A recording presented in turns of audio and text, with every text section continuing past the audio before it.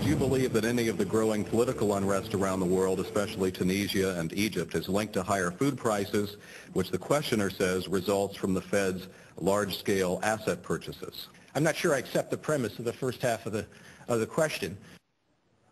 Well, we reject Ben Bernanke's rejection of the premise, and here's why.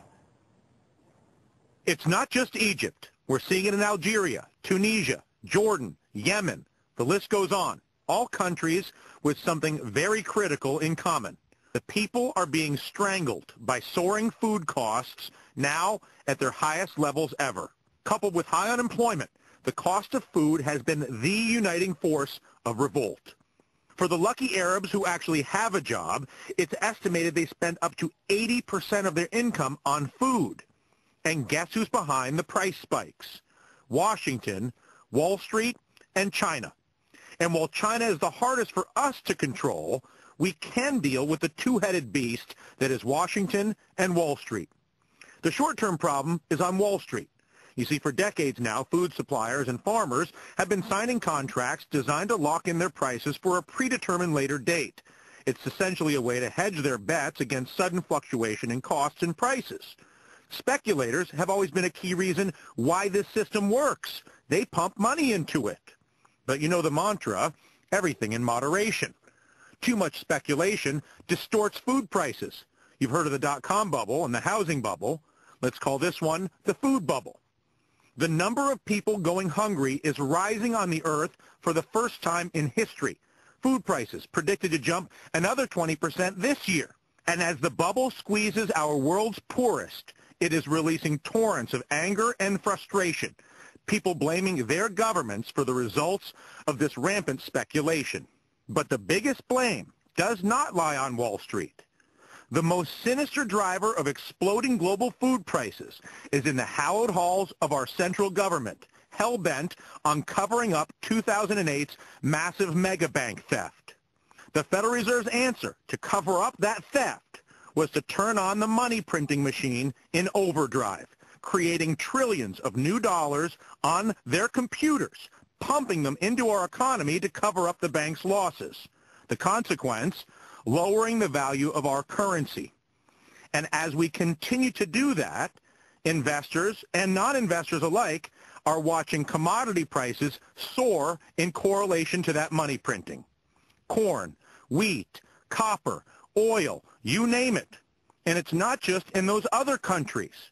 So whether you're cursing food and gas prices at home this summer and wondering why, or you're a stunned observer of the unrest in the Middle East, realize both are the direct result of a pay cut from money printing as your government remains hell-bent on propping up the mega banks. And to further help us connect the dots, I want to bring in Bill Fleckenstein, hedge fund manager, investor based in Seattle, somebody expert on all of these variables. Bill, and how closely does the money printing policies of our central bank correlate to the overall rise in commodity prices?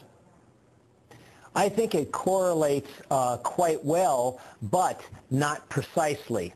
And it's the not precisely part, I think, that often confuses people, because people will say, well, why should printing money necessarily cause food prices to go up? And that is the problem with printing money. When you create money out of thin air, you don't know where it will go. We saw it go into stocks in the stock bubble. We saw it go into real estate in the real estate bubble, and now it's going into commodities and other things. But what it does is it turns the average person into a speculator. It's not just speculation in the futures markets. There have been stories in all the papers about how farmers in China holding back their cotton crop to businessmen who make cotton shirts buying in advance. When people believe that the money will no longer be good, they put it into things. And when those things are food and you have crop disruptions, then you start to see what's happening, and then you get the dominoes start to tip over like we're seeing now. And I want to talk about our own dominoes and the relationship between America's mega banks, the political contribution system where 40% of the political donations for both Republicans and Democrats come from the banks. So you have the giant banks as the bulk provider of money for politicians. You have the implicit and explicit support of the central government, both through tax code and money printing.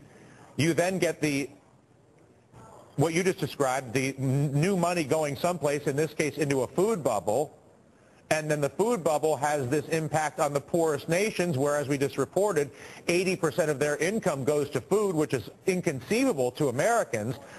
Just how sinister is that wheel between the banks, the political contributions, the support, soaring prices, and the unrest?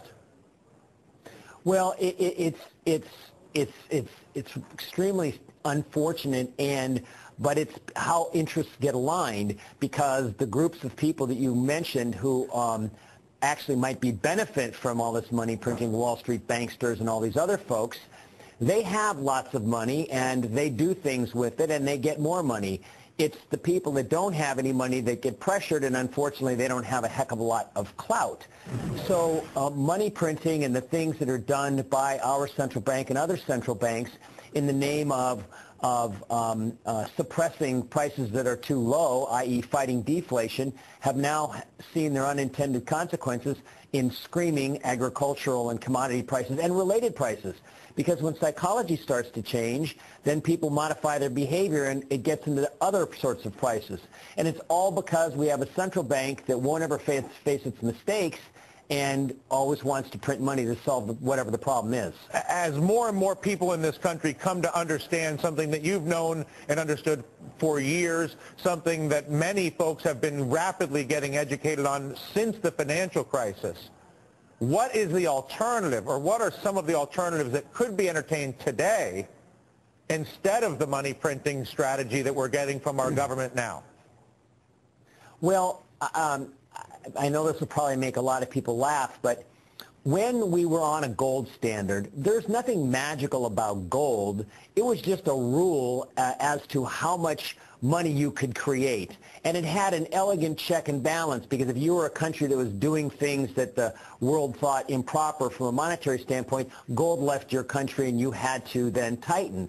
So I know it sounds like I want to go back to Stone Age times when I mentioned the gold standard, but we need rules whereby the money is fixed in value and other things fluctuate. We have tried to make it so the economy and other things don't fluctuate, and we've turned money into being worthless, and therefore we've had these wild distortions in the economy and the financial markets. So we have to go back to some sort of standard where we don't have a group of men in a committee meeting deciding what the right interest rate should be and how much money to print to get that, so that we can stop all this insane misallocation of capital that continues. Yeah. Listen, Bill, it is always a pleasure. We have all learned from you and continue to.